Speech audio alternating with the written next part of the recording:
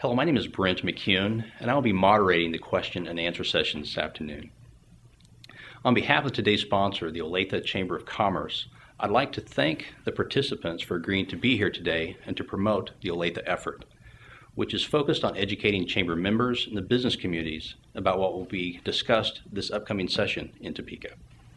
The format for this video session will include a 1-minute opening statement by the candidates, followed by a question and answer period.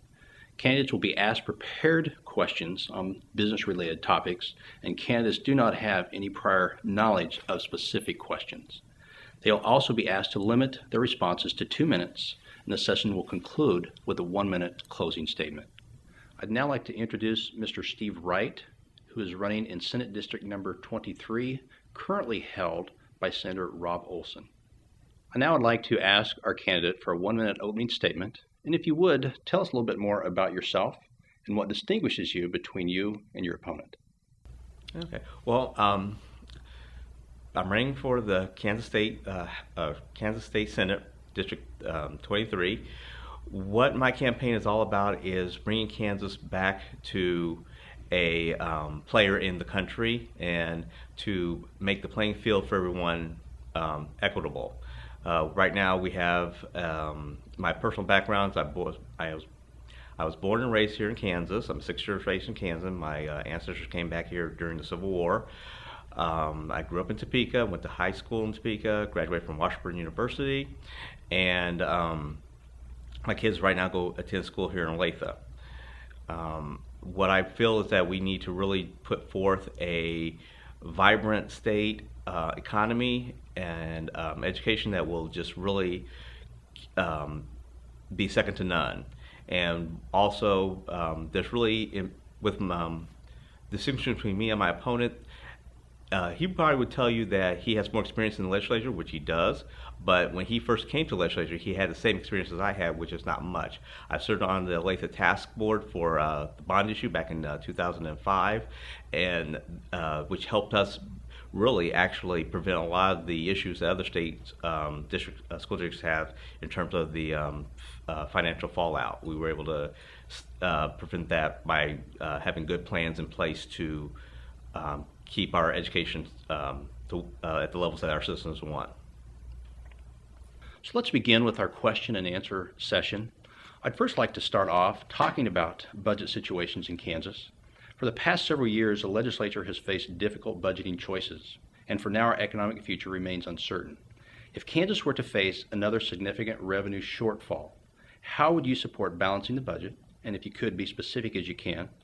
For example, if you support prioritizing services, what are your priorities and what would you cut? And if you're proposing to eliminate inefficiencies and waste in state government, how do you expect to find that savings? Okay. Well, if we do have another budget shortfall, to everybody, everything's important. I mean, it's really hard to figure out which is more important than others. I would say, first off, we have to go with safety. Safety and our first response workers out there are going to be the priority. Of course, we're in Kansas, springtime, summertime. We have tornadoes, we have storms. We need people to be able to respond. We need to have good firefighters, good police departments, good sheriff's departments. Those are all priorities. Keeping our prisons and our jails adequate where criminals cannot leave those when they want to, only when we let them out. So we have to keep our systems very safe. That's a priority. Our roads are a priority because if our first responders can't get to where they need to go, it's not going to help anybody. So our roads are a priority. Education is a priority because we need to make sure that we're just educating the workforce and our children so they can actually be productive citizens and not asking for handouts when they cannot find when there's no job because of lack of education. In terms of taxes, my view is that I think sales tax is probably the best way to go because it really invites a lot of revenue, and we have systems or not systems, but we have tools in place right now to help drive that sales tax. We have the racetrack out at Wyandotte County. We have this Space Center in Hutchinson. We have quite a few things that could draw in revenue in terms of tourism. If you ever been to Florida, you realize Florida's revenue is not from income tax, it's from sales tax, because they bring in a lot of tourism dollars, and that's what we really need to focus on, is bringing people into the state to spend money in the state, not going away from the state. Question number 2 deals with education in Kansas. And as you know, quality public education has been a cornerstone in Johnson County and our economic prosperity. What are your views on the current state of K-12 education funding in Kansas? And how should the legislature proceed on this issue? And would you support vouchers in Kansas? Okay. Private school voucher programs, I would say, in some cases are good, in some cases not. Here in Johnson County, we really don't need that private voucher program. Our schools are very good. In fact, they're not good. They're tops in the state. They're tops in the country. We don't need, if a parent decides that their child does not need to go to a public school here in Johnson County and want to go to a private school, that's more of a choice, not a necessity. Unlike if we were in Wichita or KCK, where a child may need to go to a private school because of lack of funding to that school, or lack of that school having adequate tools to educate that child, then that parent may need to have a voucher. It's really a case-by-case basis. In terms of our education, I think we need to be more proactive with business in our education to really use not from just K through 12, but K through college. What I'd like to see, and what I would do, is really get business involved in our schools, have a more of a working relationship with our schools. Our schools should be getting our people ready, our children ready to be, when they graduate, that they're almost at a junior level in college. We need to really take that business and, like, for example, we'll take GM just for example. GM will come in and partner with one of our high schools and start working with developing new ways to build cars, build engines, that type of stuff. And when those kids have that foundation, everybody wins. Our third question, we'd like to ask you, what are your views on the current state tax policy? My views on state tax policy is one that it's a shared sacrifice. We all have to pay taxes. Taxes, I personally don't like to pay them, but I pay them. What we need to do really is to come up with a plan that rewards those who've worked hard, like senior citizens, maybe give them a bigger tax break than those in business right now. The ones in business right now get tax breaks from counties and cities when they bring their businesses into the state. And so as a state, we need to really take a good look at how can we effectively use our tax dollars, and what do we need to cut and what do we need to use in terms of like sales taxes, income tax, that type of thing. What I really would like to see in terms of our personal taxes here in the state is that our senior citizens may be getting an exemption from paying taxes, and then like I said before in the previous question, is that have our tourism increase, so we have people coming in from outside state spending money here, which means more revenue through sales tax. Another important topic in recent legislative sessions has been illegal immigration. How do you believe Kansas should proceed, if at all? Illegal immigration is a very complex and broad topic. My personal opinion is I would think we would really have to support the federal government in cracking down on those who hire illegal aliens, and then somehow we need to really, for those who are already here, who have already been here for a while, bring them into society where they can be more productive in terms of paying taxes,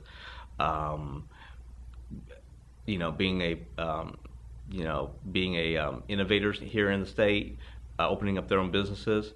We also have to make sure that those who have committed crimes are definitely not just deported, but not able to come back, and that's really more of a federal government issue.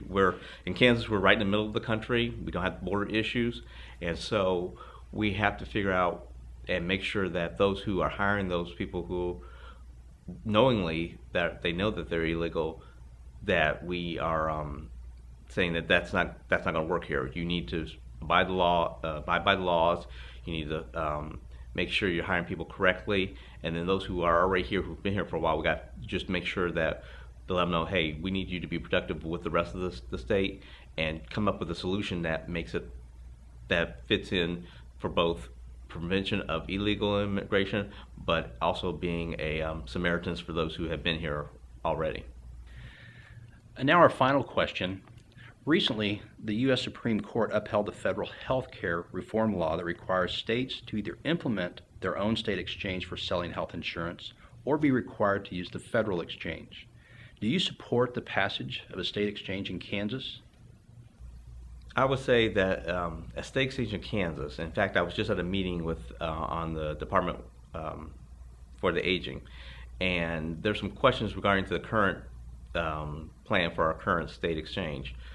I would say as long as we have people who are dedicated to help seniors and disability people understand what they can get, what they need to do, what is there for them, and if we work at it as that this is not a burden to the state, it's actually an investment for a state, because a healthy, vibrant, and people who are able to do what they need to do in their homes, as long as, when people people over 65 that are retired stay in their homes, they're more active. They can actually, spend money.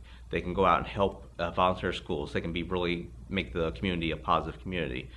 Same thing with the disabled people. But when we start not letting them know what their options are, and if the state plan is set up to the point where it's not having people join that, those people, it's like, then where do they come up with their health care? Where do they come up with being healthy? And then thus they go to the hospital sick, they can't pay for it. Then the rest of us pay for it through higher premiums. And so the way our system is ran right now, it's very, I guess right now it's like a lot of things, devil's in the detail. It's not very detail oriented, but I do know a couple of things. One is that the providers that they've hired or contracted with is starting to hire our own case managers from our state at a much higher salary. So I'm trying to think, where is the savings there? So we really need to look at that and make sure that our plan is actually a really good plan that will keep people healthy and active and not be a burden on the state. That concludes our question and answer session. I'd now like to ask the candidate, if they would, to take 1 minute as a closing statement. Well, I tell you, like I said, I've lived in Kansas all my life, born and raised here. A couple of things I would say in Kansas that we need to really focus on as a state is, one is to give our kids an opportunity to be productive citizens. Two, especially here on Johnson County, Wyandotte County, the eastern side of Kansas, we need to work with Missouri. We can't be robbing people to pay Paul, having jobs go switching back and forth. Yeah, we may get a job from Kansas City, Missouri, relocate here, but really, do we add more jobs? No, those people from Missouri will travel over here to work. In fact, they'll get a tax break because they don't have to pay the Kansas City taxes. Vice versa, if our people, if a job like freight coat, if they go to Missouri, our people are going to follow them. They're not going to get new jobs. So we need to work with Missouri into making sure we're bringing in jobs, not just shift from jobs back across the state line. Number two, our taxes just need to really be fair and equitable. We need the revenues. The revenues have to be there to make our schools going, have our good roads. I mean, I don't know anybody who wants to run potholes all the time and have to deal with their alignment. And I just want to thank you for your time.